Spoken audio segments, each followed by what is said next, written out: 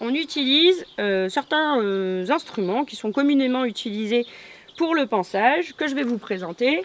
Alors, il en existe d'autres, mais on aime bien, nous, avoir cela. Parce que de toute manière, on a des chevaux qui vivent dehors, on ne fait pas de concours modèles et allures, donc on fait ce qu'il faut faire, le strict minimum pour le bien-être du cheval, mais on ne va pas forcément chercher à avoir des chevaux hyper lustrés, etc. Puisque à chaque fois qu'on finit une séance, ils repartent dans la nature.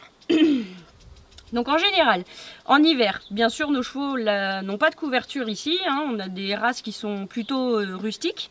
Donc du coup, en hiver, on a le poil du cheval qui est long et qui va venir un petit peu les protéger du froid.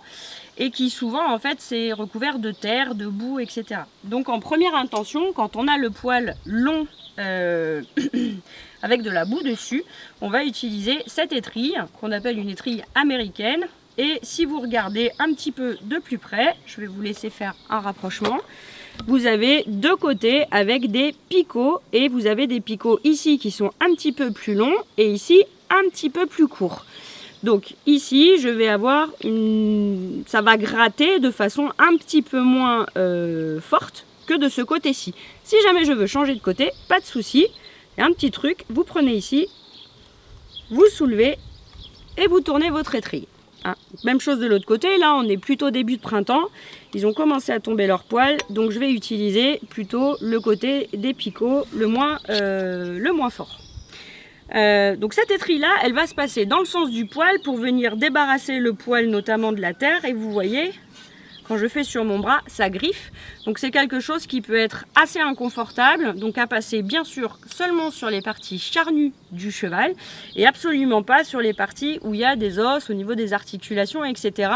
Évitez aussi les parties sensibles.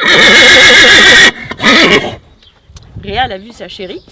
Voilà, il nous a offert un beau poulain cette année et je pense qu'il est partant pour une deuxième saison de poulinage. Alors de saillie en tout cas. Donc du coup, oui, je disais, faites attention que ce soit pas inconfortable pour le cheval et notamment au niveau des parties sensibles car vous pourriez avoir un cheval qui réagit. Quand le poil de mon cheval est court, donc plutôt fin printemps ici dans notre contexte sur le causse du Quercy, été et début d'automne, on va utiliser une deuxième étrille qui est différente, celle-ci. Donc c'est pas une étrille, je crois qu'elle n'a pas de pays, hein, c'est une étrille. Voilà, et donc celle-ci est un petit peu plus souple. Elle a des picots aussi, mais qui sont beaucoup moins inconfortables. Donc je vais prendre une autre partie.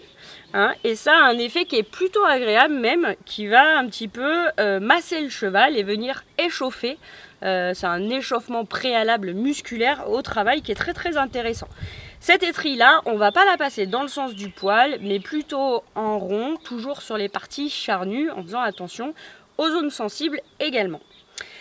Dans un troisième temps, on utilisera le bouchon, donc qui fait référence au bouchon de paille qui était utilisé jadis par les anciens pour sécher les chevaux après le travail. Donc qui a gardé le nom, c'est une brosse tout simplement un petit peu dure qu'on va passer dans le sens du poil pour aller débarrasser les poussières qu'on a réussi à décoller avec l'étrille américaine ou l'autre étrille.